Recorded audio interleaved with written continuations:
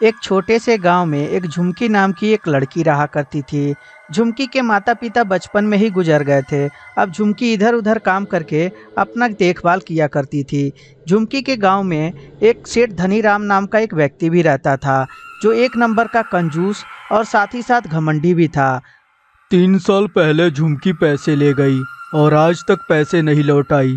लगता है उसका इरादा बदल गया है। मुझे जाकर उससे पैसे वसूली करना चाहिए। और यह बोलकर सेठ धनीराम झुमकी के घर जाता है और जाकर झुमकी से बोलता है, क्यों रे झुमकी, 3 साल पहले पैसे लेकर गई और अभी तक तू लौटाने का कोई नाम नहीं ले रही है। क्या इरादा है तेरा? पैसा हड़पना तो नहीं चाहती ना? मालिक कुछ दिन का मोहलत और दे दीजिए। थोड़े पैसे इकट्ठा हुए थे, लेकिन तबीयत खराब हो गया जिसमें सारे पैसे लग गए।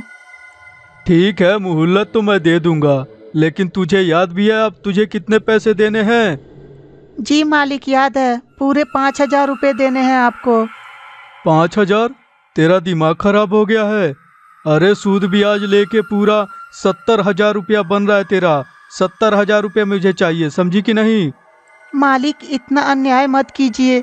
आपने तो मेरे को 4,000 रुपये दिया था, तो 70,000 रुपये किस बात का ब्याज है? अच्छा, तुझे ये याद है कि मैंने कितना पैसा दिया है, और तुझे ये याद नहीं है कि तू 30 दिन में ही लौटाने के लिए पैसे बोली थी और 3 साल हो चुके हैं। मालिक फिर भी मैं इतना पैसे कहाँ से लाऊंगी?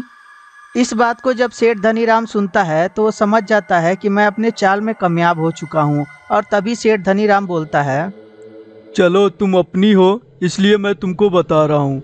ये घर जो है ना, ये मुझे तुम बेच दो। तुम्हें कुछ पैसे भी दे दूंगा मैं, और साथ ही साथ तुम्हारा कर्जा भी उतर जाएगा।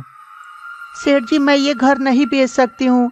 ये मेरे माता पिता की निशानी है, और मैं ऐसे भी घर बेच दूंगी तो मैं कहाँ रहूंगी जाकर?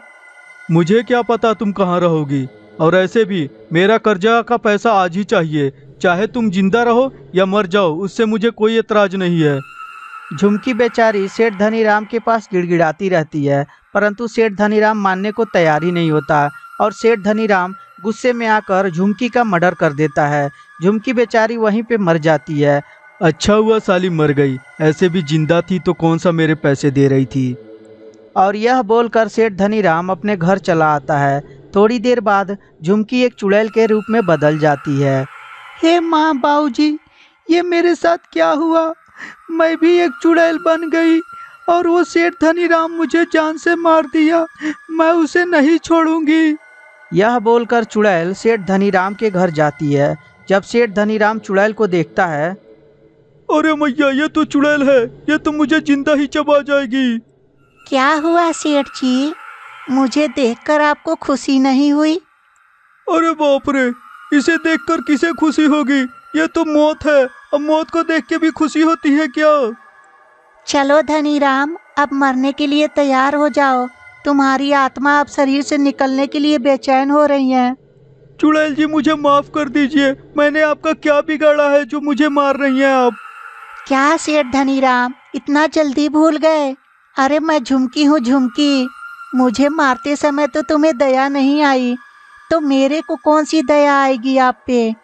देखो झुमकी, मेरा मारने का तुम्हें कोई भी इरादा नहीं था, वो तो मैं गुस्से में आ गया था। अच्छा, तुम गुस्से में मुझे मार दिए थे?